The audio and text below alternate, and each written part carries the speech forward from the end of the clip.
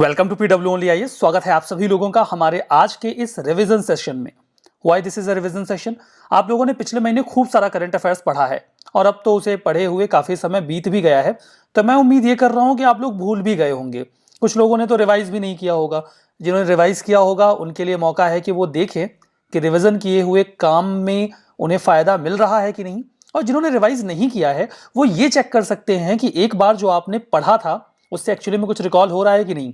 पिछले महीने आपने जो कुछ भी करंट अफेयर्स पढ़ा था हम उनके एमसीक्यूज को यहां पे लेके आए हैं, तो आइए देखते हैं कि आपको कितना याद है।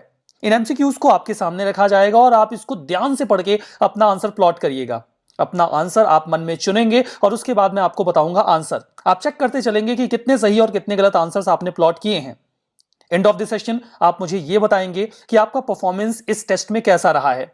अगर आप अपनी परफॉर्मेंस से सेटिस्फाइड हैं तो लिखिएगा कमेंट बॉक्स में सेटिस्फाइड, और अगर आपको लगता है कि आप बहुत अच्छा परफॉर्म नहीं कर पाए हैं और रिवीजन की जरूरत है तो लिखिएगा रिवीजन नीडेड। तो चलिए टेस्ट करते हैं कि आपको कितना याद है। पहला जो हमारा क्वेश्चन है वो पॉलिटी एंड गवर्नेंस से एसोसिएटेड है, जो आपने करंट अफेयर्स में पढ़ा हुआ है। यहां पे जो क्वेश्चन है दैट इज अबाउट सेक्युलरिज्म। दो स्टेटमेंट आपके सामने हैं। फ्रांस में एक बहुत ही स्ट्रिक्टर फॉर्म सेक्युलरिज्म का फॉलो किया जाता है जिसे कहा जाता है लाइसाइट। भारत में रिलीजियस इंस्टीट्यूशन को स्टेट फंडिंग अलाउड नहीं है। यहां पर आपको बताना है कि कौन सा आंसर सही नहीं है, यानी कि नॉट करेक्ट आपको पिक करना है and you have options here. चुनिए कि क्या है सही जवाब। कुछ याद आ रहा है कि नहीं आ रहा है? पढ़ा होगा तो याद तो आ ही गया होगा और आपने अपना आंसर मार्क भी कर लिया होगा। तो चलिए आपको बताते हैं कि क्या सही जवाब है। यहां पर सही जवाब है बी, यानी कि यहां पर जो स्टेटमेंट दिया गया है उसमें दूसरा नॉट करेक्ट है जबकि पहला करेक्ट है। पहला करेक्ट इसलिए है बिकॉज फ्रांस में जो सेक्युलरिज्म का कॉन्सेप्ट है वहां पे स्ट्रिक्ट सेपरेशन स्टेट से फॉलो किया जाता है और वो किसी भी तरीके की रियायत नहीं बरतते रिलीजियस इंटरफेरेंस को लेकर। जबकि इंडिया में सर्वधर्म संभाव का कॉन्सेप्ट चलता है। यहां पर सभी रिलीजन्स को इक्वली ट्रीट किया जाता है। तो जो इंडिया का सेक्युलरिज्म है that is based on equi distance, सभी धर्मों के प्रति एक समान दूरी, ना कि हम उन्हें बिल्कुल अलग थलग करके रखें। सो इंडिया में स्टेट फंडिंग अलाउड है। तो दूसरा स्टेटमेंट नॉट करेक्ट निकल के आएगा। So B will be the answer. B हमारा सही जवाब है। यह पूरा मामला इसलिए आया था क्योंकि फ्रेंच गवर्नमेंट ने जो रिलीजियस इंस्टीट्यूशन एक प्रैक्टिस है बुर्का पहनने की मुस्लिम्स में, उसे स्टेट रन स्कूल्स में बैन कर दिया। एक मामला आया था जहां पर कुछ लोगों ने बुर्का का इस्तेमाल किया चोरी में, तो इस चीज को आधार बना के कहा गया कि बुर्का की प्रैक्टिस को बैन किया जाएगा। और ये इक्वलिटी के प्रिंसिपल को भी अडेयर करते हैं कि अगर सारे बच्चे यूनिफॉर्म में आ रहे हैं तो सारे यूनिफॉर्म में ही आए। तो पहला स्टेटमेंट इस पर्सपेक्टिव से करेक्ट हो जाता है और दूसरा इनकरेक्ट। फ्रांस में यूनिफॉर्म सिविल कोड चलता है तो वहां पे किसी भी रिलीजन को कोई स्पेशल ट्रीटमेंट नहीं दिया जाता। इंडिया में ऐसा नहीं है। इंडिया में अभी अलग अलग पर्सनल लॉज भी एप्लीकेबल हैं। तो ये तो आपने आई होप प्लॉट कर लिया होगा। हमारा जो दूसरा क्वेश्चन है वो राइट टू इन्फॉर्मेशन एक्ट के बारे में है 2005 के। अगर कोई एप्लीकेशन पीआईओ यानी कि पब्लिक इंफॉर्मेशन ऑफिसर के पास आती है और उनसे मांगी जाती है जानकारी, तो उन्हें विदिन 30 डेज ये जानकारी देनी होगी। दूसरा स्टेटमेंट ये है कि constitution central information commission centre के लेवल पे और स्टेट इंफॉर्मेशन कमीशन स्टेट के लेवल पे बनाने का प्रावधान करता है। बताइए यहां पे कौन सा स्टेटमेंट करेक्ट है। सही जवाब चुनिए। वैसे तो ये आसान सवाल है, इतना मुश्किल भी नहीं है। आपने अपना आंसर चुन लिया है। तो अगर आपने अपना आंसर चुन लिया है तो यहां पर जो करेक्ट आंसर है दैट इज सी। दो के दोनों गिवन स्टेटमेंट यहां पर करेक्ट हैं। अभी राइट टू इन्फॉर्मेशन एक्ट के बारे में ये जानकारी निकल के आई कि ये धीमे धीमे कम इफेक्टिव हो रहा है। इसको लेकर या तो जानकारी अच्छी तरीके से दी नहीं जा रही या फिर इसके लिए जो फंडामेंटल ऑब्जेक्टिव था कि पब्लिक ऑफिशियल्स को हम अकाउंटेबल ठहराएंगे वो नहीं हो पा रहा। तो राइट टू इन्फॉर्मेशन एक्ट का फंडामेंटल ऑब्जेक्टिव ये था कि आप पब्लिक अथॉरिटीज से जानकारी ले सकते हैं, आपके पास जानने का अधिकार है। कोई भी व्यक्ति जानकारी पाने के लिए पब्लिक इंफॉर्मेशन ऑफिसर को एक एप्लीकेशन दे सकता है।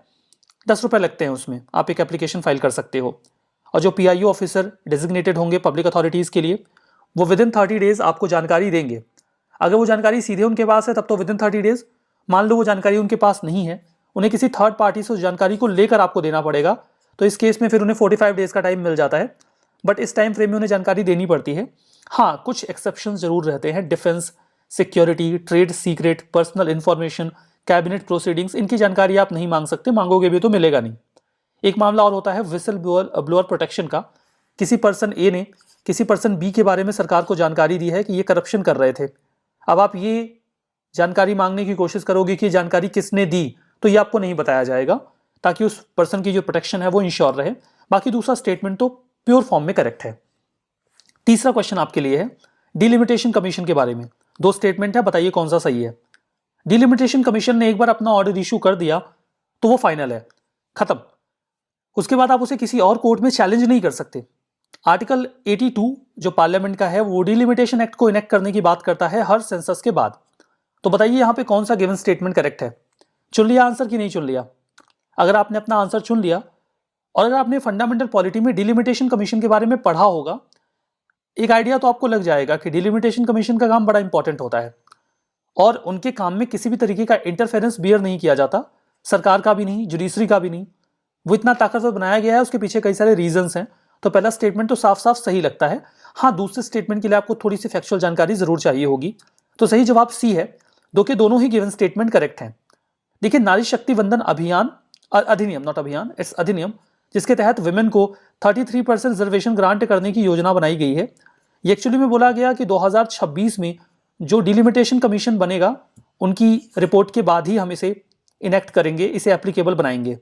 डिलिमिटेशन में क्या होता है कि वो देखते हैं कि पॉपुलेशन बढ़ गई है तो कॉन्स्टिट्यूएंसीज को कई बार रीशिफ्ट करना पड़ता है ताकि पॉपुलेशन में एक पैरिटी मेंटेन रहे, और कई बार सीट्स को भी बढ़ाना पड़ता है because of the enhanced population, और ऐसा पास्ट में कई बार किया भी गया है क्योंकि यहाँ पर पॉलिटिकल डायमेंशंस इन्वॉल्व होते हैं। एक छोटा सा एग्जांपल मैं आपको देता हूँ। सपोज करो ये एक कॉन्स्टिट्यूएंसी है और ये एक कॉन्स्टिट्यूएंसी है। इन दोनों ही कॉन्स्टिट्यूएंसीज में जो हिंदूज हैं वो मेजोरिटी में हैं, ठीक है, जो हिंदूज हैं वो मेजोरिटी में हैं और मुस्लिम्स जो हैं वो माइनॉरिटी में हैं। यहाँ पर इस किनारे डिलिमिटेशन कमीशन अगर चाहे ना तो इस दोनों एरिया को क्लब कर दे और यहाँ पर एक मुस्लिम मेजोरिटी कॉन्स्टिट्यूएंसी क्रिएट कर दे। मैं आपसे सिर्फ इतना कहना चाहता हूं कि डिलिमिटेशन कमीशन का बहुत इंपॉर्टेंट रोल होता है और यहां पर एक सीट किसी और पार्टी के लिए ऑलमोस्ट बुक हो जाएगी। इसीलिए जरूरी है कि डिलिमिटेशन अपना काम, कमीशन अपना काम इंडिपेंडेंस के साथ करे, उसमें किसी तरीके का इंटरफेरेंस ना हो कि हाँ यहां से इसको, इस कॉन्स्टिट्यूएंसी को यहां से काट दो, इस कॉन्स्टिट्यूएंसी को यहां से काट दो। ये डिक्टेट उनको कोई नहीं करना चाहिए क्योंकि इससे पूरी पॉलिटिक्स चेंज हो सकती है, इसीलिए उन्हें काफी आजादी मिलती भी है। तो स्टेटमेंट 1 करेक्ट है, स्टेटमेंट 2 भी करेक्ट है। It's about article 82। एक बार उनका आ गया रिपोर्ट वगैरह तो वो फाइनल है, आप किसी कोर्ट में नहीं जा सकते, कहीं कुछ नहीं होगा। So that decision is final. Now यहां पर अगला जो क्वेश्चन है वो ऑटोनॉमस हिल काउंसिल के बारे में है। 5 स्टेटमेंट हैं, आपको थोड़ा सा मुश्किल लगेगा लेकिन स्टेटमेंट जो भी दिए गए इनको ध्यान से पढ़ना और उसके बाद मुझे इसका आंसर बताना, ठीक है। यहां पर देखो, सबसे पहले तो मैं आपको एक बात पहले ही बता दे रहा हूं कि आपने नॉट करेक्ट बताना है। मतलब यहां पर जो स्टेटमेंट दिए गए हैं आपको ये चेक करना है कि स्टेटमेंट करेक्ट है कि इनकरेक्ट है, और जो करेक्ट नहीं है वो आपका जवाब है, ठीक है। यहां पे पहला स्टेटमेंट है, देखो ऑटोनॉमस हिल काउंसिल को आप ऑटोनॉमस डिस्ट्रिक्ट काउंसिल भी बोल सकते हो, दैट्स व्हाई इट्स एडीसी, ठीक है। तो जो एडीसी होते हैं उन्हें इंडियन कॉन्स्टिट्यूशन के 5th शेड्यूल के तहत बनाया जाता है। बताओ सही है कि गलत। दूसरा, जो ट्राइबल एरियाज हैं असम, मेघालय, त्रिपुरा, मिजोरम के, वो स्टेट की एग्जीक्यूटिव अथॉरिटी के बाहर आते हैं। बताओ सही है कि गलत। तीसरा, प्रेसिडेंट के पास ऑटोनॉमस डिस्ट्रिक्ट को रीऑर्गेनाइज करने की पावर है। चलो ये भी सोचो। चौथा, हर ऑटोनॉमस डिस्ट्रिक्ट के पास एक डिस्ट्रिक्ट काउंसिल होती है जिसमें 30 नॉमिनेटेड मेंबर्स होते हैं। चलो ये भी बताओ सही है कि गलत। और पांचवा, जो नॉमिनेटेड मेंबर होते हैं यहाँ ऑफिस में डिस्ट्रिक्ट काउंसिल के, वो प्रेसिडेंट के प्लेजर के तहत अपने पद पे बने रहते हैं। यहाँ पर बढ़िया से 5 स्टेटमेंट दिए गए हैं और आपको ये क्वेश्चन थोड़ा मुश्किल भी लग सकता है बिकॉज इसमें बहुत सारी जानकारियां हैं। आई एम नॉट श्योर कि आपको रिकॉल हो भी रहा है कि नहीं, बट ट्राई करिए और बताइए कि इसमें से कौन सा गलत है, मतलब कितने स्टेटमेंट ऐसे हैं जो सही नहीं है। और आपके सामने यहाँ पर ऑप्शंस हैं 1 2 3, 2 3 4 एंड 5, देन 1 2 3 एंड 4। चलो बताओ, आंसर निकाल लिया? निकाल लिया तो चलो मैं बताता हूँ। ये 5 के 5 ही गलत हैं। थोड़ा अजीब है ना, मतलब इतना लंबा क्वेश्चन और सारे के सारे स्टेटमेंट गलत कर दिए। गलत कैसे कर दिए? देखो यहाँ पे एक्चुअली में 5th शेड्यूल नहीं है, ये जो बनाए जाते हैं ना ऑटोनॉमस डिस्ट्रिक्ट काउंसिल, ये 6th शेड्यूल के तहत बनाए जाते हैं, तो ये गलत हो गया। दूसरा कि भाई ठीक है कि आप राज्य के विदिन ही कोई ऑटोनॉमस एरिया डिक्लेयर कर रहे हो, तो क्या राज्य की एग्जीक्यूटिव अथॉरिटी के ही बाहर कर दोगे क्या? नहीं, तो ये राज्य की एग्जीक्यूटिव अथॉरिटी के डोमेन में ही आते हैं, तो ये भी गलत हो गया। प्रेसिडेंट के पास ऑटोनॉमस डिस्ट्रिक्ट रीऑर्गेनाइज करने की पावर नहीं है, अभी तक तो अंदाजा लग ही गया होगा अगर आपने गलत किया होगा तो। ये अथॉरिटी गवर्नर के पास है, तो ये वाला भी गलत हो गया। जो ऑटोनॉमस डिस्ट्रिक्ट होते हैं उसमें 30 नॉमिनेटेड मेंबर होते, मतलब 30 मेंबर तो होते हैं लेकिन 30 नॉमिनेटेड नहीं होते हैं। यहाँ पे देखो ना, यहाँ पे एक्चुअली में आपको 26 इलेक्टेड मेंबर मिलते हैं और 4 नॉमिनेटेड मेंबर मिलते हैं, तो ये वाला भी गलत हो गया। और जो नॉमिनेटेड मेंबर्स होते हैं ना, उनका टेन्योर होता है 5 साल का, तो वो प्रेसिडेंट के प्लेजर के तहत अपने पद पे नहीं बने रहते। अब इतना छोटा सा ऑटोनॉमस डिस्ट्रिक्ट है, यहाँ पे भी प्रेसिडेंट को घुसाएंगे, अच्छा थोड़ी लगेगा। तो ये 5 के 5 स्टेटमेंट इनकरेक्ट हैं। तो आपका आंसर क्या निकलेगा? डी निकलेगा ना, ऑल ऑफ दी अबव, क्योंकि सारे इनकरेक्ट हैं, यही आपसे पूछा गया था और यही सारी बातें यहाँ पर दी गई हैं। तो थोड़ा सा आपको ट्रिकी लगा होगा, बट मजा आया होगा अगर आपने इसको अटेम्प्ट किया होगा, ट्राई किया होगा तो। ठीक है, चलो ये सारी बातें जो मैंने आपको बताई हैं वही यहाँ पे बताई गई हैं। ठीक है, इट्स ऑल देयर। अब चलो अगला क्वेश्चन देखते हैं। ये है कंपटीशन कमीशन ऑफ इंडिया के बारे में। कंपटीशन कमीशन ऑफ इंडिया एक कॉन्स्टिट्यूशनल बॉडी है जो गवर्नमेंट ऑफ इंडिया के तहत बनाई जाती है, with in government of India, और ये रिस्पॉन्सिबल है कंपटीशन एक्ट ऑफ 2002 को इन्फोर्स करने के लिए। दूसरा, ये मिनिस्ट्री ऑफ कॉर्पोरेट अफेयर्स के तहत आती है। तीसरा, कि इस कमीशन में एक होते हैं चेयरपर्सन और 6 से ज्यादा मेंबर्स नहीं हो सकते, जिन्हें अपॉइंट किया जाता है सेंट्रल गवर्नमेंट के द्वारा। अगेन मैं आपसे पूछ रहा हूं कि बताओ कौन सा स्टेटमेंट करेक्ट नहीं है। नॉट करेक्ट आपको पिक करना है। कंपटीशन कमीशन ऑफ इंडिया का आर्टिकल आया था, आपने पढ़ा था, तो आप इसका जवाब बताओगे। सोच लिया आंसर? चलो सोच लिया तो बताता हूं। सीधी सी बात है, एक कॉमन सेंस तो लगा सकते हो ना आप। मैं कह रहा हूं अगर नहीं भी पढ़ा हो ना, तो एक कॉमन सेंस तो आप खूब आराम से लगा लोगे। और वो क्या है? वो ये है कि अगर ये कंपटीशन एक्ट 2002 को इन्फोर्स करने के लिए बनाया गया है, तो बहुत कम चांस होगा कि ये कॉन्स्टिट्यूशनल बॉडी हो। ये तो साफ साफ गेस लगा सकते हो आप कि ये स्टैच्यूटरी बॉडी होगी ना, ये कैसे कॉन्स्टिट्यूशनल बॉडी हो जाएगी? तो यहीं पर ये स्टेटमेंट तो इनकरेक्ट हो जाता है। बाकी दो के दोनों स्टेटमेंट यहाँ पे जो गिवन है वो करेक्ट है। तो यहाँ पर जो आपका आंसर निकल के आएगा नॉट करेक्ट के बेसिस पे, दैट विल बी ए, क्योंकि पहला जो है वो नॉट करेक्ट है। तो कंपटीशन कमीशन ऑफ इंडिया अभी न्यूज में था क्योंकि विस्तारा जो है उसका एयर इंडिया के साथ अभी मर्जर अलाउ कर दिया गया। एट द सेम टाइम जो ये सिंगापुर एयरलाइंस है उसने 25.1% स्टेक अभी नेशनल कैरियर में अवेल कर लिए हैं, तो उसको भी इन्होंने अलाउ कर दिया। तो स्टैच्यूटरी बॉडी है, मिनिस्ट्री ऑफ कॉर्पोरेट अफेयर्स के तहत काम करती है, चेयरपर्सन और 6 से कम मेंबर होंगे जो कि सेंट्रल गवर्नमेंट अपॉइंट करेगी। ये सारे स्टेटमेंट तो सही हैं। तो पॉलिटी एंड गवर्नेंस का तो हमने कवर कर लिया। मजा आ रहा है? चलो आईआर पे चलते हैं, देखते हैं आईआर का कितना याद आ रहा है। पहला यहाँ पे आईआर का क्वेश्चन आसियान से है। 1967 में इसको स्टैब्लिश किया गया था बैंकॉक डिक्लेरेशन साइन करके। इंडोनेशिया, मलेशिया, फिलीपींस, सिंगापुर और थाईलैंड फाउंडिंग मेंबर हैं। बताओ इसमें से कौन सा सही है? ये आसान क्वेश्चन है, ये नहीं बता पाओगे तो गलत बात है। उम्मीद करता हूं आपने आंसर तो प्लॉट ही कर लिया है। चलो सही जवाब इसका सी है। दो के दोनों स्टेटमेंट एक्चुअली में करेक्ट ही हैं, सिंपल सा क्वेश्चन है। अभी आसियान इंडिया समिट हुई थी जकार्ता में, हमारे प्राइम मिनिस्टर वहां पर गए और 10 नेशंस की जो ग्रुपिंग है उसमें ये बात कही गई कि ग्रोथ का एपी सेंटर है इस रीजन के लिए। तो पहला स्टेटमेंट करेक्ट है, 1967 में से बैंकॉक डिक्लेरेशन के तहत बनाया गया था। 5 मेंबर्स इकट्ठा हुए थे इसको बनाने के लिए। Those were Indonesia, Malaysia, Philippines, Singapore and Thailand. 5 और मेंबर बाद में जुड़ गए, those were Brunei, Cambodia, Laos, Myanmar और वियतनाम। 1992 में इन लोगों ने एक फ्री ट्रेड एग्रीमेंट तैयार किया था जिसे आफ्टा बोलते हैं, ASEAN free trade agreement. Actually में इंडिया का भी आसियान के साथ फ्री ट्रेड एग्रीमेंट है। तो इसका एक फंडामेंटल थीम है, मोटो है, one vision, one identity, one community. Chairmanship 10 देशों में रोटेट करती रहती है अल्फाबेटिकल ऑर्डर में, इंग्लिश के लेटर्स के हिसाब से। तो ये तो पहला स्टेटमेंट, पहला क्वेश्चन था, आसान था ये वैसे। ये क्वेश्चन देखो, क्रिटिकल मिनरल्स के बारे में है। आपने पढ़ा होगा तो इसको कर पाओगे, नहीं पढ़ा होगा तो थोड़ी सी मुश्किल आएगी। आई बिलीव आपको बताना है इन पांचों में से कौन क्रिटिकल मिनरल है। एंटीमनी, बेरिलियम, बिस्मथ, कोबाल्ट और कॉपर। बताओ सही जवाब प्लॉट करो, आंसर करो। हो गया? पिक कर लिया? तो चलो मैं बता रहा हूँ, 5 के 5 सही हैं। अब देखो यहाँ पे 5 के 5 सही है ना, तो एक्चुअली में ये क्रिटिकल मिनरल होता क्या है? पहले तो अगर आपको ये पता होगा ना तो आप वैसे भी गेस कर लोगे, अंदाजा लगा लोगे। क्रिटिकल मिनरल कोई भी ऐसा मिनरल होता है जो किसी क्रिटिकल इंडस्ट्री में इस्तेमाल होता हो, कोई स्ट्रेटजिक इंडस्ट्री में इस्तेमाल होता हो। मतलब अगर आपको ये मिनरल ना मिले तो या तो आपकी इकोनॉमी खतरे में पड़ जाए या आपका डिफेंस खतरे में पड़ जाए, कुछ ना कुछ आपका खतरे में पड़ जाएगा। सिंपल सी बात मैं कह रहा हूं, सपोज करो कि आप कॉपर का इस्तेमाल करते हो कोई डिफेंस का टैंक बनाने के लिए और आपको कॉपर की सप्लाई ही ना मिले, तो टैंक तो नहीं बनेगा ना, तो आपकी तो चली गई खतरे में आपका डिफेंस का पूरा सिस्टम। अब आपको सपोज करो कि चिप बनाना है, उसके लिए आपको कोई मिनरल चाहिए और अगर वो चिप आप नहीं बना पा रहे हो तो आपका पूरा इलेक्ट्रॉनिक इंडस्ट्री कोलैप्स कर जाएगा और वो मिनरल आपके पास है ही नहीं, तो आपकी इकॉनमी कोलैप्स कर जाएगी ना।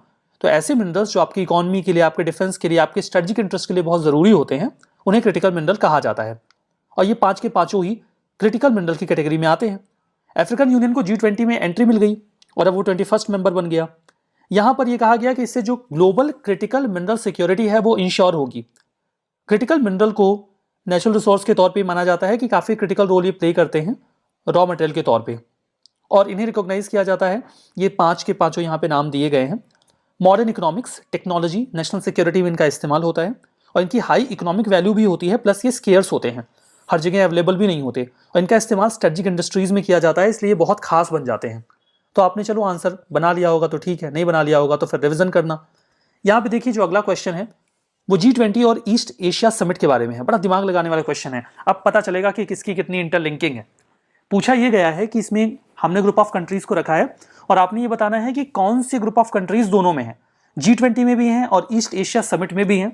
Canada, France, Germany, Japan, UK, European union, Australia, China और जापान, मैक्सिको, रशिया और सऊदी अरेबिया। ये मजेदार क्वेश्चन, आई विल से ये मजेदार है। आप इसको आंसर करो तब पता चलेगा कि इंटरलिंकिंग कितनी बढ़िया है आपकी। पिक करो आंसर। कर लिया? चलो अब देखो यहां पर सबसे पहले तो आपको ईस्ट एशिया समिट के बारे में पता है कि नहीं पता है। इसमें आसियान के 10 देश हैं प्लस 8 और कंट्रीज हैं, जिसमें इंडिया और चाइना भी हैं। इसके अलावा इसमें ऑस्ट्रेलिया और जापान भी है। सही जो आंसर है ना वो सी है, मतलब ऑस्ट्रेलिया, चाइना और जापान ये G20 का भी पार्ट है और ये ईस्ट एशिया समिट का भी पार्ट है। तो सी यहां पे हमारा आंसर है। 18th ईस्ट एशिया समिट अभी जकार्ता, इंडोनेशिया में हुई थी। ईएस की शुरुआत 2005 में हुई थी, जब आसियान के 10 देशों ने 8 और देशों को ऐड करके ईस्ट एशिया समिट को बनाया था। तो G20 के जो मेंबर्स हैं उसमें 20 मेंबर कौन से हैं? Argentina, Australia, Brazil, Canada, China, France, Germany, India, Indonesia, Italy, south Korea, Japan, Mexico, Russia, Saudi Arabia, south Africa, Turkey, UK, US और यूरोपियन यूनियन। ठीक है, और अभी अफ्रीकन यूनियन को भी ऐड कर दिया गया है। अफ्रीकन यूनियन G20 का फुल मेंबर बन गया है अभी न्यू दिल्ली में जो समिट हुई थी उसके दौरान। EAS का ऑब्जेक्टिव है 6 प्रायोरिटी एरियाज में आपस में कोऑपरेशन बिल्ड करना। Environment and energy, education, finance, global health, natural disaster management और आसियान कनेक्टिविटी। और यहां पर 3 देश ऑस्ट्रेलिया, चाइना और जापान आपको दोनों में मिल जाएंगे। So that will be the answer. अगला क्वेश्चन देखो, ये क्वेश्चन एक्चुअली में ग्रीस के बारे में है, मैपिंग के ऊपर बेस्ड क्वेश्चन है। अगर आप मैपिंग वगैरह देखते हो तब तो आराम से हो जाएगा। पूछा यह जा रहा है कि ग्रीस किन देशों के साथ अपना बॉर्डर शेयर करता है। 4 चॉइसेस हैं आपके पास। नॉर्थ मैसिडोनिया, इसका नाम पहले मैसिडोनिया हुआ करता था, बाद में इन्हें अपना नाम बदल के नॉर्थ मैसिडोनिया रख लिया। देन बल्गारिया, अल्बानिया और टर्की। सही जवाब बताओ। मैप रिकॉल हो रहा है क्या? रिकॉल हो रहा होगा तो आंसर आपने बना लिया होगा। सही जवाब वैसे इसका क्या है? इसका सही जवाब है बी। ये 4 के चारों ही अपना बॉर्डर शेयर करते हैं। मैप में देख लो, सीधा समझ में आ जाएगा। यह है ग्रीस, यहाँ पे अल्बानिया है, नॉर्थ मैसिडोनिया, बल्गारिया और टर्की, ये चारों ही बॉर्डर शेयर करते हैं। इंडिया ग्रीस ने अभी अपनी टाइज को स्ट्रेटेजिक पार्टनरशिप पर अपग्रेड कर दिया है और ट्रेड 2030 तक डबल करने का टारगेट है। ग्रीस साउथ ईस्टर्न रीजन में काफ़ी स्ट्रेटेजिक लोकेशन पे है, बिकॉज ये यूरोप, एशिया और अफ्रीका के ट्राई जंक्शन पे आपको मिलता है। 4 देश इसके चारों ओर से, मतलब नॉर्थ में चारों ओर से, कहाँ बाकी तरफ तो वाटर बॉडी है, काइंड ऑफ पेनिनसुला है, तो नॉर्थ में ये 4 तरफ से घिरा हुआ है 4 देशों से। ठीक है, हमारा जो अगला क्वेश्चन है वो India middle east Europe mega economic corridor के बारे में है, जिसको अनाउंस किया गया था G20 के दौरान। आपको बताना है इसके बारे में 2 स्टेटमेंट। पहला ये है कि ये एक global infrastructure partnership for global infrastructure investment तैयार किया गया था, PGII, उसका पार्ट है। दूसरा जो ईस्ट कॉरिडोर है वो इंडिया का जो पोर्ट है मुंद्रा, जो वेस्ट कोस्ट पे है, उसे यूएई का जो फुजैरा पोर्ट है उससे कनेक्ट करेगा। तो आपको बताना है कि कौन सा स्टेटमेंट इधर करेक्ट है, कौन सा इनकरेक्ट है। ये वैसे मुझे लगता है कि आप कर लोगे, अगर, चूंकि ये टॉपिक तो बड़ा हाईलाइटेड था ना, आप लोगों ने कई दफा इसको पढ़ा भी होगा, बड़ा ग्रैंड प्रोजेक्ट था। हालांकि अभी तो थोड़ा मामला इसका गड़बड़ हो गया है। ये वैसे आंसर सी है, 2 के दोनों स्टेटमेंट इधर करेक्ट हैं। अब यहां पर देखो, इंडिया ने इस पूरे प्रोजेक्ट को लॉन्च किया था और इसमें कई सारे देश शामिल थे, जैसे कि India, UAE, Saudi Arabia, European union, France, Italy, Germany और यूएस। यहां पर देखो पहला स्टेटमेंट करेक्ट है, बिकॉज G7 कंट्रीज ने एक partnership for global infra investment तैयार किया था। इसका फंडामेंटल ऑब्जेक्टिव जो चाइना का BRI है, बेल्ट एंड रोड इनिशिएटिव, उसको काउंटर करना था, क्योंकि वो भी एक इंफ्रा प्रोजेक्ट है और कई सारी कंट्रीज चाइना के ट्रैप में जा रही हैं। दूसरा स्टेटमेंट करेक्ट है, क्योंकि आप इसका कनेक्टिविटी देखोगे तो आपको समझ में आएगा कि ये कैसे कनेक्ट होने वाला था। इंडिया का ये जो मुंद्रा पोर्ट है, यहां से सीधा ये कनेक्ट होता UAE के जो फुजैरा पोर्ट है वहां से। इसके बाद एक रास्ता तो ये हो सकता था कि ये यहाँ से पोर्ट के रास्ते ही चला जाता सऊदी अरेबिया, या यहाँ से ये लैंड रूट पकड़ लेता, फिर ये सऊदी अरेबिया को क्रॉस करते हुए जॉर्डन में जाता, जॉर्डन से क्रॉस करते हुए इजराइल में जाता, और फिर इजराइल का जो पोर्ट है वहां से ये बाकी के यूरोप को कनेक्ट कर देता। तो ये तो पूरा प्लान था। अब यहाँ पे देखो गड़बड़ी क्या हुई कि इस प्लान के लिए 2 पॉइंट्स बहुत जरूरी थे। सऊदी अरेबिया और इजराइल ये दोनों ही लोकेशन से क्रॉस कर रहा है, और यहाँ पर सऊदी अरेबिया और इजराइल के बीच में कोऑपरेशन बहुत जरूरी था इस पूरे प्रोजेक्ट को रन करने के लिए। और हमने देखा कि हमास ने इजराइल के ऊपर अटैक कर दिया और अब सऊदी अरेबिया बीच में लटक गया, क्योंकि यूएसए ने मीडिएट किया था। सऊदी अरेबिया और इजराइल के रिलेशंस अच्छे होने वाले थे, लेकिन अब सऊदी अरेबिया रिलेशंस अच्छे नहीं कर पाएगा ना इजराइल के साथ, बिकॉज उनके यहाँ भी एक इस्लामिक पॉपुलेशन है जो प्रेशराइज कर रही है कि वो पैलेस्टीनियंस के कॉज को सपोर्ट करे। तो यहाँ पर एक्चुअली में जो अटैक हुआ हमास का, उसका ये एक इकोनॉमिक डायमेंशन है, क्योंकि सऊदी अरेबिया और इजराइल के रिलेशंस को अच्छा किया जाए, ये भले ही यूएस एफर्ट कर रहा हो, लेकिन ये बात ना तो ईरान को पसंद आएगी और ना ही पैलेस्टीनियन को, इनफैक्ट हमास को भी। तो ये जो अटैक किया गया, इसमें हमास बिल्कुल क्लियर था कि वो जीतेगा वीतेगा नहीं। इतने सारे लोग, मतलब 700 लोग हर दिन मारे जा रहे हैं, जो ये अटैक अब इजराइल हमास के ऊपर कर रहा है या फिर गाजा के ऊपर कर रहा है। तो क्या ये हमास को नहीं पता था कि जब वो अटैक करेंगे तो इजराइल बहुत हैवी रिटेलिएशन करेगा और इसमें जो कॉमन पैलेस्टीनियंस हैं वो मारे जाएंगे। दे वर वेल अवेयर कि वो इजराइल से नहीं जीत पाएंगे और वो कॉमन पैलेस्टीनियंस को मरवाएंगे, और वैसा कर भी रहे हैं। लेकिन क्या उन्हें सच में परवाह थी इसकी? इसका एक्चुअली में ग्लोबल पॉलिटिकल डायमेंशन था। कुछ लोग बैठे, उन्होंने प्लान किया कि चलो ये जो इक्वेशंस बन रहे हैं ना, जहां पे इस्लामिक कंट्रीज इजराइल के साथ अपने रिलेशंस को अच्छे कर रहे हैं, उसको एक बार फिर से बिगाड़ते हैं। उसमें आम लोग मारे जाएंगे तो मरने दो ना, किसे परवाह है।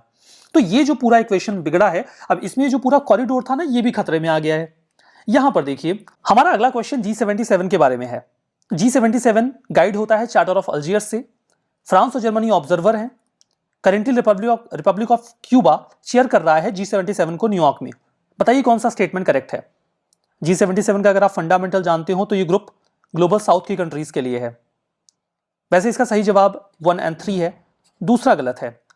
G77 की मीटिंग हवाना क्यूबा में हुई। इंडिया ने बोला कि देखो, 2 देशों के बीच में विवाद रहेगा, लेकिन इसकी वजह से हमें अपना लार्जर एजेंडा नहीं छोड़ना चाहिए। जो फंडामेंटल ऑब्जेक्टिव है वो बायलैटरल मुद्दों के बेसिस पर डिस्ट्रैक्ट ना हो। ये 77 कंट्रीज के ग्रुपिंग के तौर पे 1967 में बनाया गया था। अभी तो खैर मेंबर्स इसके 130 हो चुके हैं। पहला स्टेटमेंट करेक्ट है, दूसरा इनकरेक्ट है। फ्रांस और जर्मनी ऑब्जर्वर स्टेटस का दर्जा नहीं रखते हैं। इकोनॉमी पे चलते हैं। पहला स्टेटमेंट इथेरियम और रिपल के बारे में है। कई बार न्यूज में देखे जाते हैं, आपको बताना है क्या है। वैसे ये आसान है, न्यूज में आप लोग हमेशा पढ़ते रहते हो ना।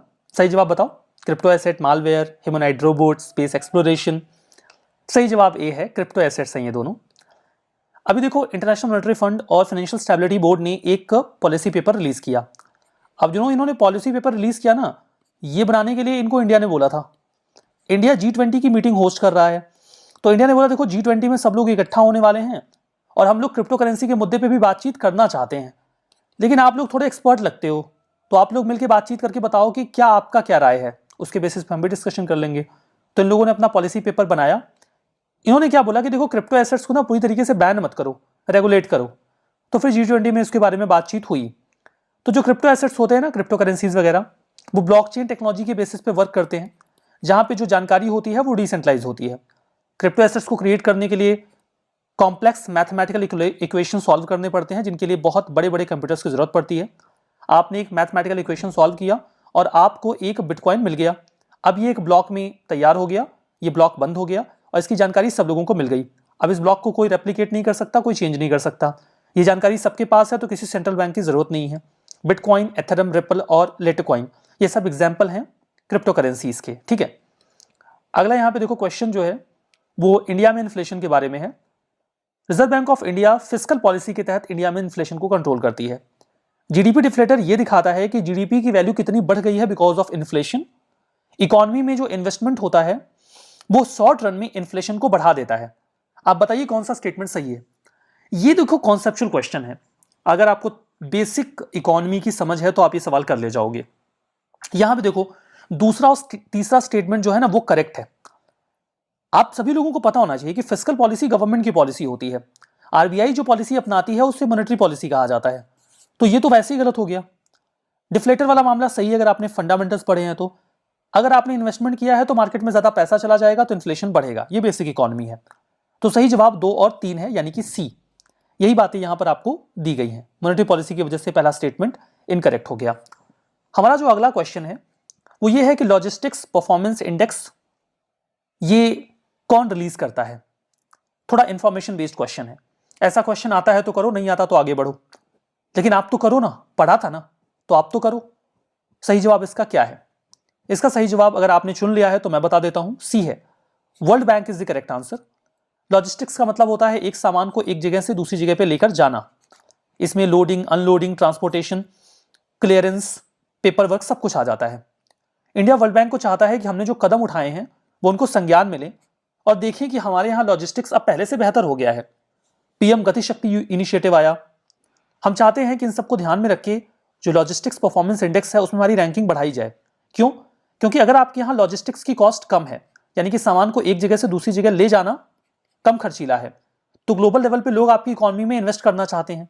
और आपके यहाँ लॉजिस्टिक्स कितना बढ़िया है वो ये इंडेक्स बताता है। तो हम चाहते हैं ये इंडेक्स हमको अच्छा रैंक करे, क्योंकि हम तो काम कर ही रहे हैं। एलपीआई 139 देशों में कंपैरिजन करता है कि इसका लॉजिस्टिक्स कैसा है। हमारा टारगेट यह है कि 2030 तक हम टॉप 25 में आ जाएं, ताकि हमें और अच्छा इन्वेस्टमेंट मिले। वर्ल्ड बैंक 6 पैरामीटर्स पे एक्चुअली में इवैल्यूएशन करता है। दोज और custom, infrastructure, international shipment, logistics की quality and competence, tracking and tracing और टाइमलाइन, कितना समय आप लेते हो, और इसके बेसिस पे होता है इवैल्यूएशन। अगला जो क्वेश्चन है वो जीएसटी अपीलेट ट्रिब्यूनल के बारे में है। जीएसटी अपीलेट ट्रिब्यूनल के पास बिल्कुल वही पावर होती हैं जो सिविल कोर्ट के पास होती हैं। ट्रिब्यूनल की जो पावर होती है उसमें वो पेनल्टी इंपोज कर सकते हैं अगर कोई जीएसटी लॉ ना माने तो। कोई अपील अवेलेबल नहीं है इस ट्रिब्यूनल के अवार्ड के अगेंस्ट में। बताइए कौन सा स्टेटमेंट करेक्ट है? सही जवाब चुन लिया। देखो यहाँ पे जो पहला और दूसरा स्टेटमेंट है वो तो करेक्ट है, लेकिन जीएसटी अपीलेट ट्रिब्यूनल ऐसा थोड़ी है कि अब बोल दिया तो फिर सुप्रीम कोर्ट, हाई कोर्ट मर गए हैं। देखो अपील का तो राइट होगा ना, तो ये वाला जो तीसरा स्टेटमेंट है वो इनकरेक्ट है। So A will be the answer. 1 and 2 correct answer है। ठीक है, तो बाकी देखो 31 अपीलेट ट्रिब्यूनल्स अभी हाल ही में नोटिफाई किए गए हैं 28 स्टेट और 8 यूटीज में जीएसटी के लिए। आपको कोई दिक्कत है तो आप वहां पे जाओ और अपनी जो अपील है उसको फाइल करो। ये कोड ऑफ सिविल प्रोसीजर जो 1908 का है वहां पर उनको वही पावर दी गई है जो सिविल कोर्ट को दी जाती है। ये पेनल्टी वगैरह इंपोज कर सकते हैं, ये बात एकदम शुद्ध रूप से सही है। हमारा जो अगला क्वेश्चन, आप देखो इसमें अपीलेट जो अथॉरिटी है उनकी हायरार्की भी दी गई है। आप एजुकेटिंग अथॉरिटी के पास जाओ, appellate authority, appellate tribunal, high court, supreme court, ये हायरार्की जाती है। हमारा जो अगला स्टेटमेंट है वो सेल्फ रेगुलेटरी ऑर्गेनाइजेशन के बारे में है। 3 स्टेटमेंट है, बताना कौन सा सही है ना। गवर्नमेंट जो ऑर्गेनाइजेशंस होते हैं वो खुद के लिए रूल्स बना लेते हैं कि हम खुद को रेगुलेट करेंगे। दूसरा कि ये वॉचडॉग की तरह काम करते हैं उनकी खुद की इंडस्ट्री बॉडी में जो अनप्रोफेशनल प्रैक्टिसेस चल रही हैं उनके लिए। आरबीआई इन एंटिटीज को रिकॉग्नाइज कर लेता है और फिनटेक से एसोसिएटेड जो ऑर्गेनाइजेशन है उन्हें सेल्फ रेगुलेटरी ऑर्गेनाइजेशन के तौर पे एक्नॉलेज कर लिया जाता है अगर वो फिनटेक्स की कैटेगरी में आ रहा है। तो आपने बताना है कौन सा सही है कौन सा गलत। सही जवाब चुनिए। यहां पर सही जवाब के लिए अगर आपको फंडामेंटल्स पता है सेल्फ रेगुलेटरी ऑर्गेनाइजेशन के तो आपको समझ में आ जाएगा। देखो एक्चुअली में गवर्नमेंट ऑर्गेनाइजेशंस नहीं बल्कि नॉन गवर्नमेंट ऑर्गेनाइजेशंस यहां पे इन्वॉल्व होते हैं। तो पहला स्टेटमेंट तो इनकरेक्ट होगा, दूसरा और तीसरा सही रहेगा। आरबीआई के गवर्नर ने अभी फिनटेक एंटिटीज से कहा कि वो सेल्फ रेगुलेटरी ऑर्गेनाइजेशन बनाएं। उसमें वो किसी एनजीओ को पकड़ लें, वो एनजीओ देखेगा कि वो रूल्स एंड रेगुलेशंस खुद के फॉलो कर रहे हैं कि नहीं। क्योंकि देखो गवर्नमेंट हर चीज को कंट्रोल नहीं करना चाहती। फिनटेक्स खुद को कंट्रोल कर लें, रेगुलेट कर लें, ये सही है ना। तो यहां पे सरकार इंटरवीन नहीं करती और ये एक्सपेक्ट किया जाता है कि आप अपना मामला खुद ही देख लोगे। एनवायरमेंट और ज्योग्राफी के क्वेश्चंस देखते हैं। Global biofuel alliance India, USA और ब्राजील ने फाउंड किया। दूसरा स्टेटमेंट है global biofuel alliance global bio energy partnership के साथ मिलकर काम करेगा। बताइए, ये टॉपिक ना बड़ा हाईलाइटेड था, पॉपुलर था G20 के दौरान, ये काफी हाईलाइटेड था। I will expect you to have a correct answer. देख लिया आंसर, पिक कर लिया। सही जवाब वैसे इसका बी है। दो के दोनों स्टेटमेंट करेक्ट हैं, हालांकि दोनों इंडिपेंडेंट स्टेटमेंट हैं तो कोई एक्सप्लेन तो नहीं कर रहा दूसरे वाले को। यहां पर देखो कीनिया, तंजानिया, युगांडा ने बोला कि वो इंडिया का जो एथेनॉल ब्लेंडिंग का प्रैक्टिस है उसको फॉलो करेंगे। वो अपनी टीम भी यहां भेज रहे हैं उसको स्टडी करने के लिए। तो पहला स्टेटमेंट करेक्ट है, इंडिया, यूएस, ब्राजील ने मिलकर ये बायोफ्यूल अलायंस तैयार किया था और G20 में इसको अनाउंस भी किया गया। और दूसरा भी सही है, ये कोलैबोरेट करते हैं clean energy ministerial biofuel platform के साथ, mission innovation bio energy initiative के साथ और of course global bio energy partnership के साथ भी। ये जो क्वेश्चन है वो एक्चुअली में साइक्लोन्स और उनके रीजन के साथ आपको लिंक करना है इसको। हरिकेन्स अटलांटिक ओशन में कहे जाते हैं इनको, साइक्लोन्स को, ट्रॉपिकल साइक्लोन्स को। टाइफून कहा जाता है साउथ चाइना सी में, और विली विली इंडियन ओशन में। बताइए इसमें से कौन सा करेक्टली मैच्ड नहीं है, which one is not correctly matched. अब आपको कुछ पता हो ना पता हो, ये तो पता है कि विली विली इंडियन ओशन में नहीं बोलते, तो तीसरा वाला तो नॉट करेक्ट है ही, इतना तो आपको इजीली समझ में आ ही गया होगा। तो देखो जो इसका सही आंसर है ना वो बी है। बी क्यों? क्योंकि ये 3 है, यही प्लॉट करता है 3 को, तो बाकी दोनों तो सही है, ये तीसरा वाला इनकरेक्ट था। अगला क्वेश्चन इन्वेजिव एलियन स्पीसीज के बारे में है, यानी कि आईएएस के बारे में। ये इंडियन एडमिनिस्ट्रेटिव सर्विसेज नहीं है जिसकी तैयारी आप कर रहे हो, बड़ा खतरनाक सा है ये IAS. Water hyacinth, zebra micelles, Burmese Python और जाइंट सल्विनिया, कौन सा बताओ इसमें से आईएएस है? आईएएस थोड़ा अजीब लग रहा है, इन्वेजिव एलियन स्पीसीज इनमें से कौन सा है? सही जवाब बताओ। पिक कर लिया? चारों ही हैं, चार के चारों ही बड़े खतरनाक हैं। जब आप किसी प्लांट या एनिमल को किसी ऐसे जगह पे लाके इंट्रोड्यूस कर देते हो जहाँ के वो नॉन नेटिव होते हैं, मतलब वो वहाँ के ओरिजिनली नहीं होते, तो बड़ी तेजी से अपनी संख्या बढ़ाते हैं, नया नया माहौल मिलता है, खूब तेजी से फैलने लग जाते हैं, फिर वहाँ के लोगों को मार मार के खत्म कर देते हैं, तो ये इन्वेजिव एलियन स्पीसीज बन जाते हैं, और ये चारों ही इसके एग्जाम्पल्स हैं। ठीक है, हमारा अगला क्वेश्चन वर्ल्ड ओजोन डे के ऊपर है। आपसे पूछी गई है थीम, थोड़ा सा फैक्चुअल क्वेश्चन है, आता होगा तो करोगे, नहीं आता होगा तो ठीक है, अंदाजा लगाओ, तुक्का लगाओ। Montreal protocol, fixing the ozone layer and reducing climate change, global cooperation protection life on earth, Montreal protocol, keeping us our food and vaccine cool, ozone for life, 35 years of ozone layer protection. बताओ कौन सा है सही जवाब? एक correct answer है। देखो यहाँ पे जरूरी है कि आप थोड़ा सा मॉन्ट्रियल प्रोटोकॉल के बारे में जान लो। मॉन्ट्रियल प्रोटोकॉल जो है ना, उसे 1987 में तैयार किया गया था, क्योंकि उस समय जो सीएफसी निकलता था, क्लोरोफ्लोरोकार्बन, एसी से, फ्रिज से, वो हमारे ओजोन को बहुत तेजी से डिप्लीट कर रहा था। तो मॉन्ट्रियल प्रोटोकॉल आया था सीएफसी को बैन करने के लिए। सीएफसी की जगह पे फिर जो हाइड्रोफ्लोरोकार्बन थे उनका इस्तेमाल होने लगा। कई और सारी गैसेस थी जो ओजोन को डिप्लीट कर रही थी, तो मॉन्ट्रियल प्रोटोकॉल की मदद से हमने 99% ऐसी गैसेस को बैन कर दिया जो ओजोन को डिप्लीट करती थी, और उसका हमें फ़ायदा भी मिला। हमारा जो अगला क्वेश्चन है वो ग्रीन वॉशिंग के बारे में है। अभी तक आपने व्हाइट वॉशिंग सुना होगा ना, देखो व्हाइट वॉशिंग मत करो, अब ग्रीन वॉशिंग बताओ क्या है ये। एक प्रोसेस है जिसमें कंपनी मिसलीडिंग इन्फॉर्मेशन देती है कि उनके प्रोडक्ट्स एनवायरमेंट फ्रेंडली हैं। इसके जरिए सस्टेनेबल एग्रीकल्चर या ऑर्गेनिक फार्मिंग मेथड को प्रमोट किया जाता है। या फिर प्रोसेस है जहाँ पे हम वेस्ट मटेरियल को कन्वर्ट करते हैं रीयूजेबल मटेरियल में। तीनों स्टेटमेंट इनकरेक्ट हैं। बताना है आपने कौन सा सही एक्सप्लेन करता है ग्रीन वॉशिंग को। थोड़ा सा गेस लगाओगे तो हो जाएगा, नॉट दैट मच टफ। पहला वाला सही है। ग्रीन वॉशिंग का यही मतलब होता है कि आप मिसलीडिंग इन्फॉर्मेशन दे रहे हो, आपकी कंपनी जो है वो थोड़ी एनवायरमेंट फ्रेंडली नहीं है, लेकिन आप जबरदस्ती ये दिखाने की कोशिश कर रहे हो, that's the meaning. Science and tech के क्वेश्चंस देखो। आदित्य एल1 बहुत पॉपुलर है, ये क्वेश्चन करना पड़ेगा, नहीं करोगे तो पाप लगेगा। सोलर प्रोब है जो कि पीएसएलवी से एक्सेल कॉन्फ़िगरेशन में हम लॉन्च करेंगे। ये सन के क्रोमोस्फियर और कोरोना को स्टडी करेगा। बताओ कौन सा करेक्ट नहीं है। तो देखो ये तो आसान है, दोनों ही इनकरेक्ट है, मतलब दोनों ही नॉट करेक्ट हैं, यू कैन से, बिकॉज दो के दोनों ही करेक्ट हैं यहां पर।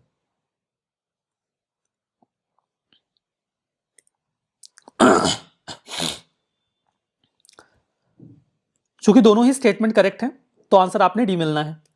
तो आदित्य एल1 अभी हमने भेजा हुआ है श्रीहरिकोटा से, ये पीएसएलवी से भेजा गया है और कोरोना और क्रोमोस्फीयर को स्टडी करेगा, बढ़िया बात है। अगला क्वेश्चन नाविक के बारे में है, नेविगेशन विद इंडियन कॉन्स्टलेशन। नाविक एक independent stand alone navigation satellite system है जो इसरो ने लॉन्च किया है। इसमें 7 सैटेलाइट्स हैं जो जियो सिंक्रोनस ऑर्बिट में घूमेंगी, और ये 15,000 किलोमीटर की रेंज में जो जानकारी है वो देगा। आपको बताना है यहाँ पर गिवन कितने स्टेटमेंट करेक्ट हैं, सही जवाब बताओ। देखो थोड़ा सा पढ़ा होगा तो अंदाजा लग जाएगा, वैसे भी गेस करो ना, 15,000 किलोमीटर कह रहा हूं मैं, बहुत बड़ा एरिया होता है भाई। एक्चुअली में ये 15,000 नहीं है, 1500 किलोमीटर है, ठीक है। तो तीसरा वाला तो इनकरेक्ट हो गया, तो केवल 2 ही स्टेटमेंट इधर करेक्ट हैं। तो पहला और दूसरा करेक्ट है। नाविक अपना खुद का जीपीएस है, यू कैन से। ये बोला गया है कि 1 जनवरी 2025 से सारे 5G फोन में इसको डालना पड़ेगा, और बाकी के फोन्स में 2025 के दिसंबर तक सब में आ जाएगा। तो अपना नाविक इस्तेमाल करो। जानते हो जब नाविक आएगा ना तो एक मजेदार फायदा होगा, जैसे हम लोग जब जाते हैं ना तो पुल आ जाता है, अब पुल के नीचे भी सड़क रहती है, ये नहीं समझ में आता कि इस पे ऊपर जाना है कि नीचे से जाना है। तो नाविक में ना वो बिल्कुल बढ़िया तरीके से ना एनिमेशन करके बताएंगे कि पुल के ऊपर चढ़ जाओ, अंडरपास के नीचे से गुजर जाओ, तो ये मजेदार रहेगा, ठीक है। स्पीड वगैरह भी बताएंगे कि आपकी स्पीड तेज है, थोड़ा कंट्रोल कर लो, तो बढ़िया, नाविक बढ़िया है, आ जाए तब मजा आएगा ना। तो ये तो मैंने आपको बता दिया नाविक के बारे में, आसान था वैसे ही। नीपा वायरस के बारे में बताओ, नॉट करेक्ट बताना है आपको। नीपा वायरस ह्यूमन में ट्रांसमिट हो जाता है एनिमल से। फ्रूट बैट्स, जिनको आप ट्रोपोडेटाई फैमिली से जो बिलोंग करते हैं, फ्रूट बैट्स, इसमें पी साइलेंट है क्या? तो ये देखो नेचुरल होस्ट होते हैं निपा वायरस के। जो फर्टिलिटी रेट है बड़ा हाई है निपा वायरस में। इसकी वैक्सीन अभी सीरम इंस्टीट्यूट ऑफ इंडिया ने बनाई है। बताओ इसमें से कौन सा करेक्ट नहीं है? बाकी तीन के तीनों करेक्ट हैं, इसकी कोई वैक्सीन नहीं है, तो चौथा वाला इनकरेक्ट है। केरला में भी निपा वायरस फिर से आ गया। WHO ने बोला कि देखो भैया, कोई ट्रीटमेंट कोई वैक्सीन इसकी है नहीं, तो केवल सपोर्टिव केयर से ही आप लोगों को बचा सकते हो। जो इससे इन्फेक्ट हो रहे हैं उसमें 40 से 75% लोगों की जान जा रही है, और ये एनिमल से ह्यूमन में आता है और ह्यूमन टू ह्यूमन भी फैलता है। डिफेंस और सिक्योरिटी के क्वेश्चंस पे आओ। फाइव आइज अलायंस इतना हाईलाइटेड रहा है ना, और आपने तो इसको बार बार पढ़ा है। अब इसको नहीं बताओगे तो फिर समझो आप कहाँ की सीट बुक कर रहे हो, नरक वाली सीट बुक कर रहे हो आप, ठीक है। ये बता दो कि कौन सा सही जवाब है इसका। US UK Canada Australia New Zealand, US UK Canada France Germany, US UK Canada Japan Australia, US UK Canada India New Zealand. ये तो बता दिया ना आपने, अब तो पता चल गया, मुझे पता है ए इसका सही जवाब है, और आपको ये पता है क्योंकि निजर की किलिंग में उन्होंने क्या बोला कि फाइव आइज ने उनको बताया कि इंडिया की रॉ ने मारा है उनको। उसके बाद इन्होंने हल्ला मचा रखा है, तो बवाल उन्होंने खूब किया, उसका फायदा तो कुछ कनाडा को मिला नहीं, बेइज्जती अलग करवाई उन्होंने अपनी। 1943 में ब्रिटेन और USA एक साथ आए, 1946 में UK और USA, बाद में 1949 में कनाडा ने ज्वाइन किया, और 1956 में ऑस्ट्रेलिया न्यूजीलैंड ने भी ज्वाइन कर लिया कि हम लोग सिक्योरिटी इनपुट्स एक दूसरे के साथ शेयर करेंगे। अगला क्वेश्चन निकोबार आइलैंड्स के बारे में है। ये वाला अगर आपने न्यूज़ पढ़ा होगा आपको याद आएगा तो कर पाओगे, नहीं तो आप गलत करोगे। ये थोड़ा सा मुश्किल सवाल है, मैं मानता हूँ। यहाँ पे देखो गैलेथिया नेशनल पार्क, कैम्बेल बे नेशनल पार्क और इंदिरा पॉइंट, आपको इसको नॉर्थ टू साउथ अरेंज करना है। तो आता होगा तो अरेंज करोगे, नहीं आता होगा तो क्या अरेंज करोगे? सही जवाब वैसे इसका 2, 1 और 3 है। सबसे पहले कैम्बेल बे नेशनल पार्क आएगा, उसके बाद आएगा Galathea national park, then Indira point. तो आप इसको नॉर्थ टू साउथ में ऐसे अरेंज कर सकते हो, ठीक है। एक्चुअली में अभी एक इंटरनेशनल कंटेनर ट्रांसशिपमेंट पोर्ट बनने वाला है, मेगा प्रोजेक्ट होगा, ये गैलेथिया बे में बनेगा, ग्रेट निकोबार में। कैम्बेल नेशनल पार्क जो है ये मोस्ट सेक्लूडेड, अलग थलग पड़ा नेशनल पार्क है इंडिया का, और निकोबार आइलैंड में इसे 1992 में नेशनल पार्क का दर्जा दिया गया था। गैलेथिया बे और गैलेथिया नेशनल पार्क ये ग्रेट निकोबार आइलैंड पे लोकेटेड है, और इंदिरा पॉइंट हमारा सदर्न मोस्ट पॉइंट है एज वी नो। चलो यहां पर हम लोग कुछ क्वेश्चन देखते हैं सोसाइटी के। ट्यूबरकुलोसिस के बारे में बताओ। टीबी एक इन्फेक्शियस डिसीज है, वायरस से होती है। जिनको टीबी का जो लेटेंट टीबी इन्फेक्शन है वो एक व्यक्ति से दूसरे व्यक्ति में नहीं जाता। टीबी के बारे में बेसिक जानते हो तो आराम से कर लोगे, इतना मुश्किल है नहीं। यहाँ पे देखो पहला स्टेटमेंट तो नॉट करेक्ट पूछा गया है, ध्यान देना, नॉट करेक्ट पूछा गया है। तो पहला स्टेटमेंट नॉट करेक्ट है। क्यों नॉट करेक्ट है? क्योंकि भैया ये बैक्टीरिया से होता है, वायरस से नहीं होता। दूसरा वाला सही है, इसके लिए जानना पड़ेगा लेटेंट टीबी क्या होता है।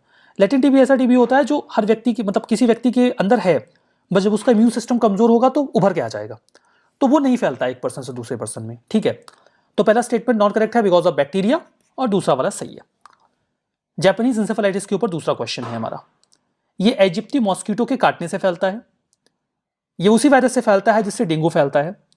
जेई की वैक्सीन प्रिवेंटेबल है, और जापानीज इंसेफेलाइटिस का जो ट्रीटमेंट है वो यूनिवर्सल इम्यूनाइजेशन प्रोग्राम का पार्ट है।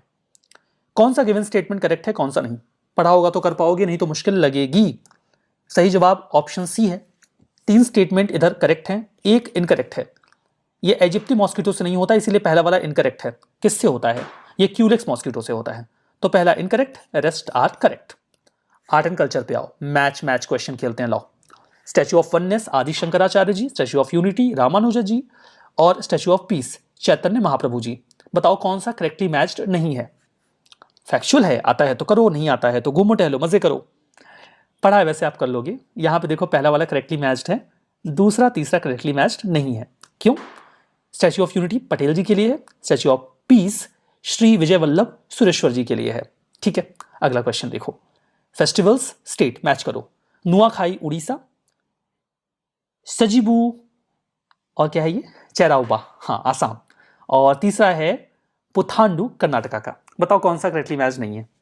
चलो आता है तो करो, नहीं आता है तो घूमो टहलो मजे करो। आर्ट एंड कल्चर के देखो क्वेश्चन में बवाल होता है, थोड़े फैक्चुअल होते हैं, और नहीं मतलब अच्छे से पढ़ा नहीं है ना तो कर नहीं पाओगे। लेकिन पढ़ा होगा तो कर ले जाओगे कि जो पहला वाला है वो सही है, दूसरा तीसरा गलत है। क्यों गलत है देख लो। ये जो सेजबू और चेराओबा है ना, ये मणिपुर का है और पुथांडू तमिलनाडु का है। थोड़ा मुश्किल नाम है ना। और अब आइए देखते हैं इस सेशन का लास्ट क्वेश्चन। इस सेशन का जो लास्ट क्वेश्चन है उसमें विशु यूपी, सेजुबू चेराओबो नागालैंड और पोलिया बैसाख वेस्ट बंगाल। यहाँ पे देखो तीसरा वाला इनकरेक्ट है, क्योंकि जो पोलिया बैसाख है वो एक्चुअली में उनका बंगाली न्यू ईयर डे है, फेस्टिवल नहीं है, तो तीसरा इनकरेक्ट है। तो ये सेशन कैसा रहा आपका, कि कैसा रहा आपका परफॉर्मेंस, ये बताइएगा। वैसे शुरू में तो खूब बढ़िया बढ़िया किया होगा और लास्ट में आके ये आर्ट एंड कल्चर वालों ने आपका क्वेश्चन थोड़ा सा बिगाड़ा जरूर होगा, आई अंडरस्टैंड, बट फिर भी आप बताओ कि आपका परफॉर्मेंस कैसा था। अगर आपको लगता है कि आपका परफॉर्मेंस सेटिस्फैक्ट्री था तो कमेंट बॉक्स में लिखना सेटिस्फैक्ट्री, और अगर लगता है कि नहीं रिवीजन जरूरी है तो लिखना रिवीजन नीडेड। होप करता हूं कि आपको ये सेशन बढ़िया मजेदार लगा। मिलेंगे अगले वाले फिर से सेशन में, जब आप करंट अफेयर्स पढ़ लोगे तो अगला वाला नेक्स्ट मंथ, और वहां पे वापस से रिवीजन करेंगे। तब तक के लिए धन्यवाद, मिलेंगे अगले सेशन में।